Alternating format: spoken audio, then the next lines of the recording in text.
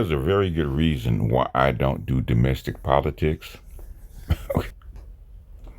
Is because people treat it like it's supposed to be a sporting event where you root for your favorite person and your favorite team and your favorite outcome.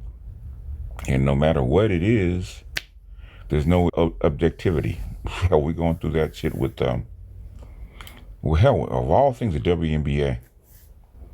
You have a lot of emotional people because the little girl is white and she's popular and people losing their shit instead of looking at the thing objectively. She's bringing in more money no matter what the fuck you think that she's doing or she is. Her game is attractive to men because it's similar to the way men play, and all the other fluff that goes back and forth with the said thing of the Caitlin Clark means nothing.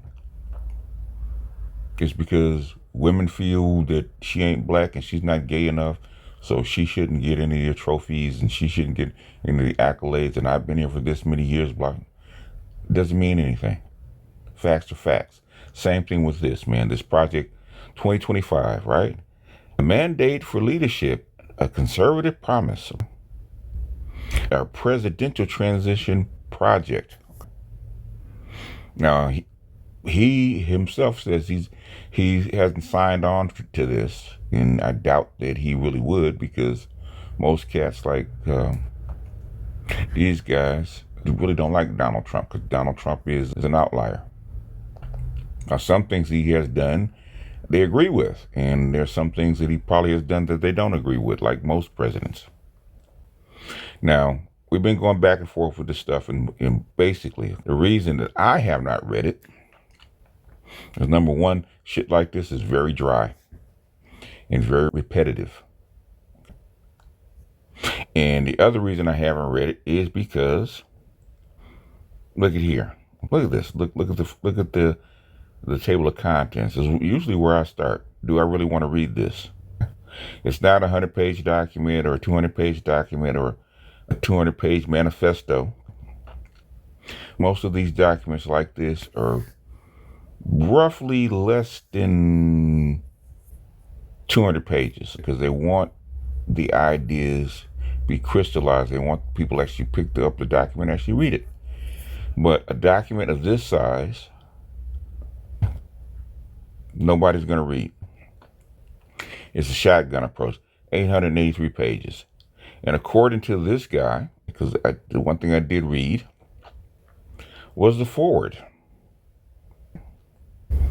This thing has like 400 contributors. It's really a huge policy paper. Most policy papers like 180 pages, no more than 200. This is 883 pages. It's really what it is a bunch of policy papers all stuck together. It's got about maybe 40 authors, and you have 40 authors with about 40 policy papers all glued together. Really what this is. That's why it's so big. You can look at all the names, all the contributors, right? Look at this. Look at that. Nobody's going to go back and check and actually check the references of all these people. I guarantee you. There's no one person. It will take you years.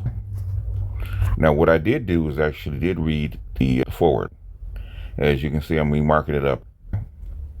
What they're afraid of, which is basically something that I had mentioned that's going on, even, believe it or not, the Biden administration. It's the same thing, right?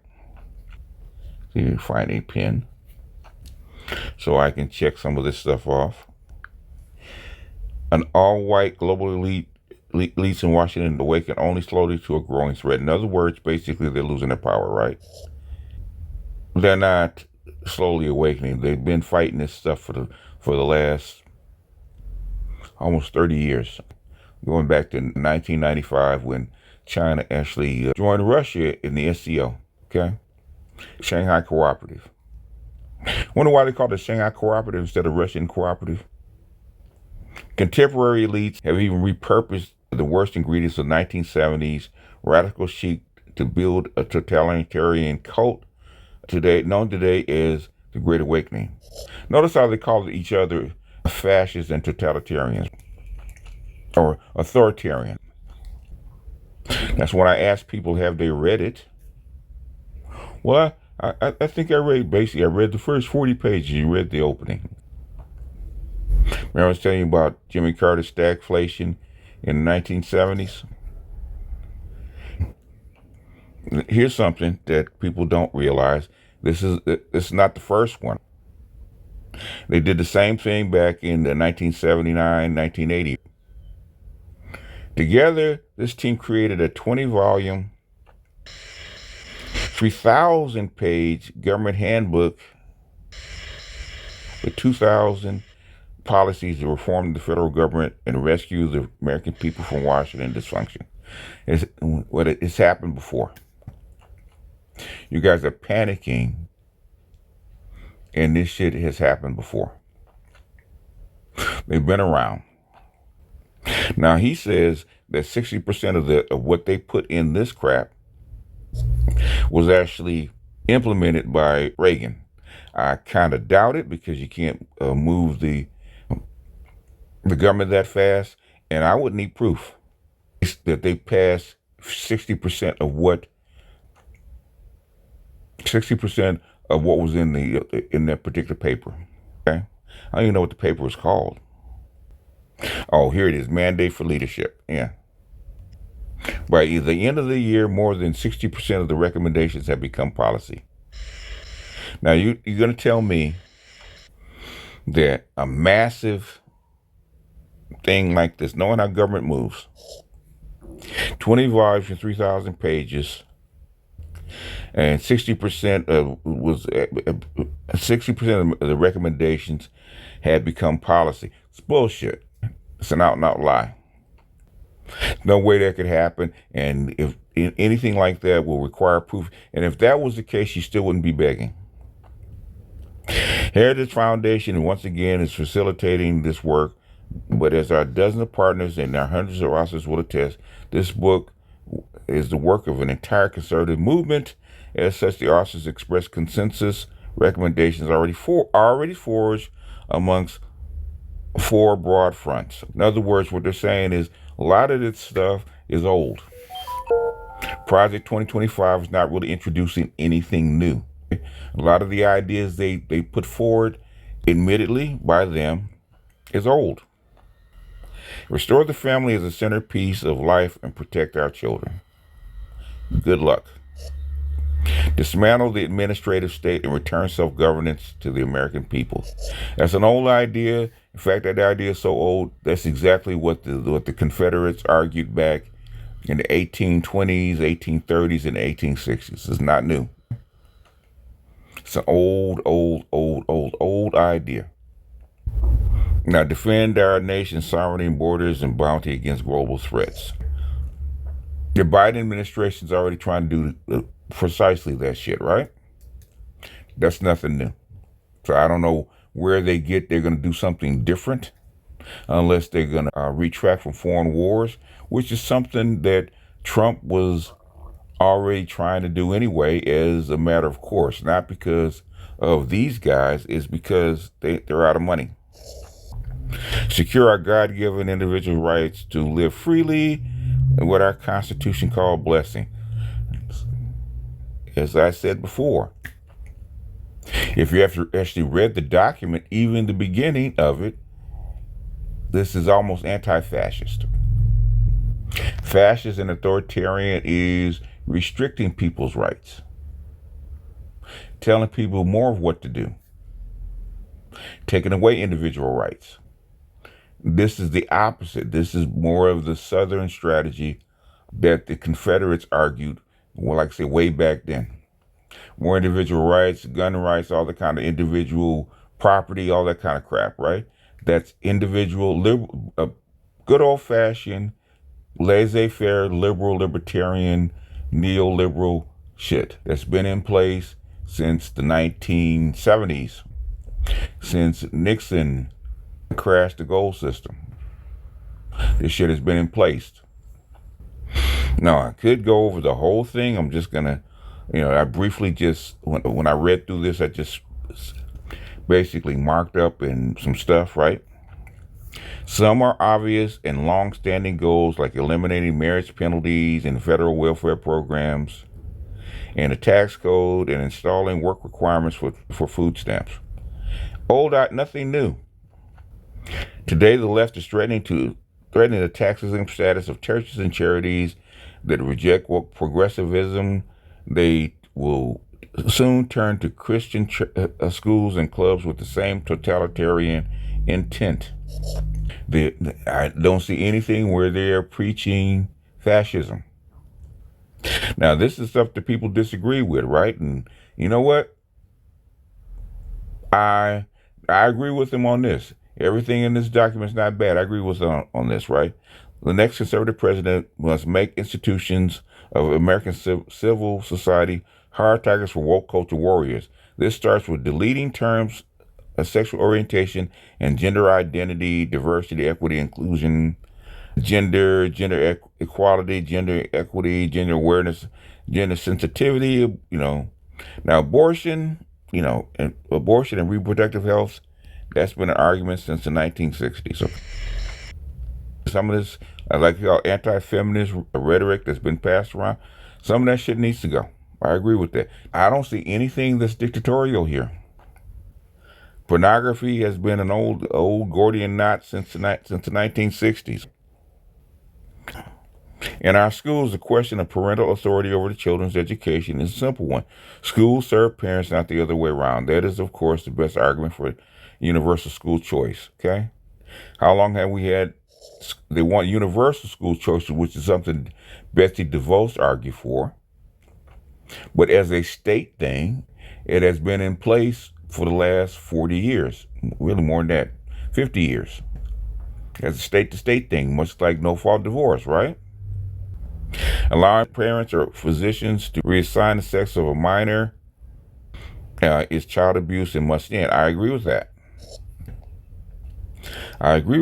So far, I don't see anything fascist. It dismantle the administrative state and return self-governance to the American people. Of course, the surest way to put the federal government back to work for American people is to reduce the size and scope back to something resembling the original constitutional intent. This is a Confederate argument. It's an old Confederate argument. This is Abraham Lincoln and the Republicans versus the Southern Democrats. Old argument. In the case of the federal government, smaller, more effective, and accountable, is the simple answer is the Constitution itself. Very old argument. That's what I put down. There's nothing new.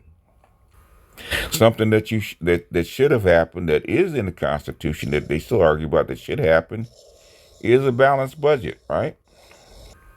Which neither party has done since 1996, and hadn't been done since Clinton, which for the most part wasn't done under Reagan or Bush.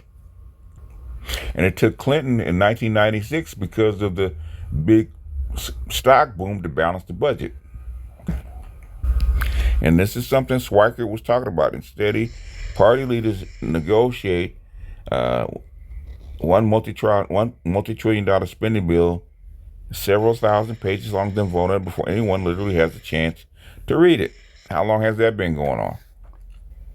Hell, that was going on prior to the Civil War, because most people couldn't read. Most of this stuff was done behind closed doors. So this is nothing new. This has been since the inception of the United States. Them framers didn't go down and print these laws and hand it out to citizens. They passed that shit amongst themselves, then they passed it down. That's not going to happen. Now, this is something that even they had to admit they tried to do, right? Reduce the administrative state. And if that was the case, Trump could have done it, right? Because a lot of people refused to work for him. And basically, he couldn't find or get enough people to actually come in and actually fill out the administrative positions. There's a reason that this country, as big as it is and as complex as it is, has this size of government, because it has to. And they're very unclear how you're going to replace something that the federal government has stepped in to do for hundreds of years. How you going to replace them? There's a reason you have all these bureaus and have all these agencies is because of the complexity of the United States. But that's also the reason that you live in a first world country with all this luxury and all this advancement is because you have individual people running this stuff. Now, how are you going to reduce the size of government? And trust me, everybody has tried. Everybody has tried. They talk that shit. Even Trump tried. Trump was begging people to come work for him. And really, the reason that he could continue the government without things falling apart or without him dropping stuff or without stuff breaking is because the former Obama people that were in place volunteered to keep working in their positions until they could be replaced. That's why I asked, did you guys read this shit? And you guys have not read it. So today in Washington, most policy is no longer set by Congress at all, but by the administrative state. Given the choice between being powerful but vulnerable or irrelevant but famous, most members of Congress have chosen the latter. There's no way that a few hundred people in this vast country that's this big with 340 million people, it's impossible. It's impossible. And we're still complaining that the federal government drops the ball on a lot of stuff. It's impossible. How are you going to regulate this massive country without this huge bureaucracy? Go to China. China has a huge bureaucracy trying to keep all the pieces together. Unless you want to have a country that looks like India, which is mostly rural, and most of the people are poor, and most of the stuff falls apart because shit doesn't work. If you want to go back to that, then you can.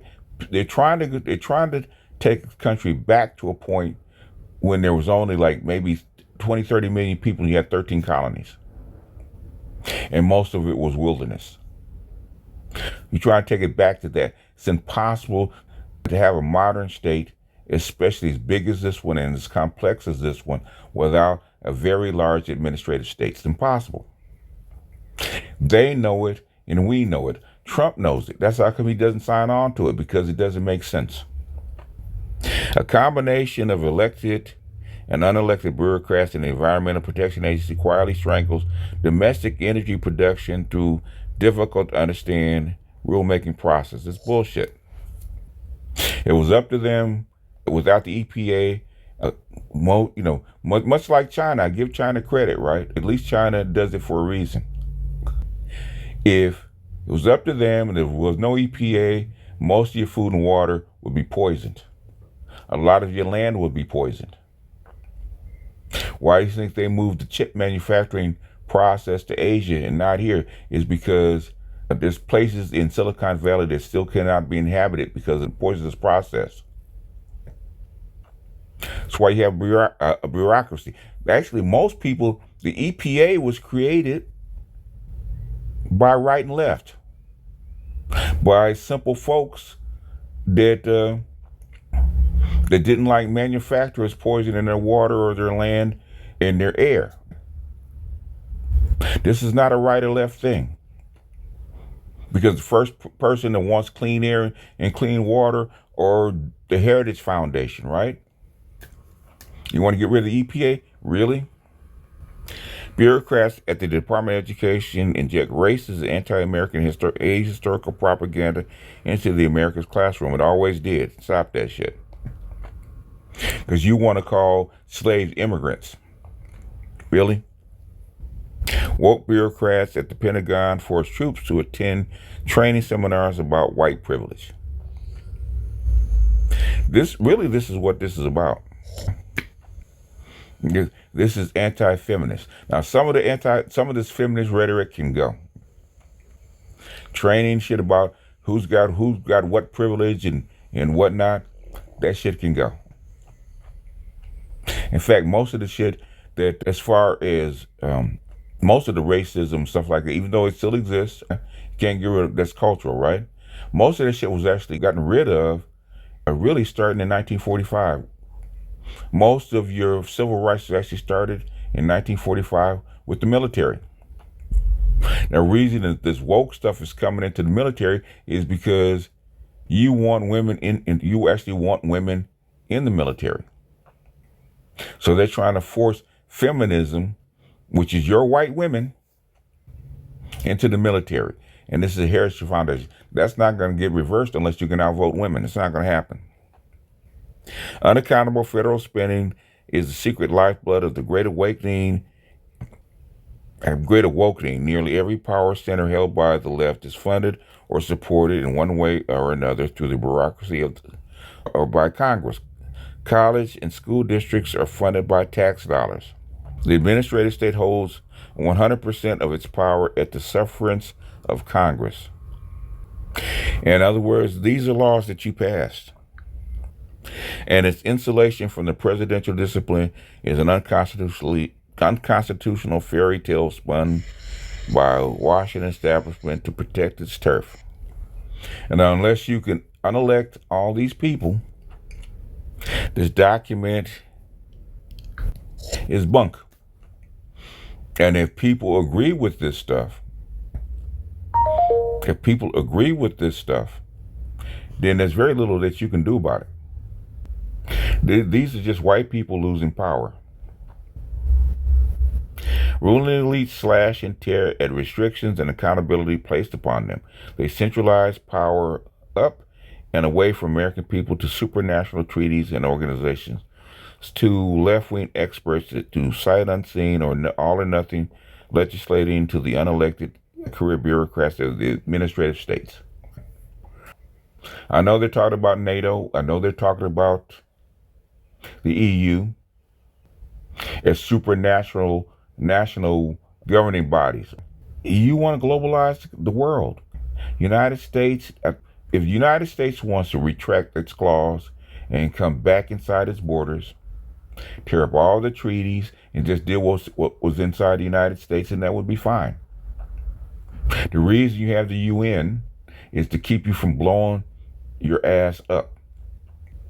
The League of Nations, the UN, NATO, the EU is to keep you white people from killing each other.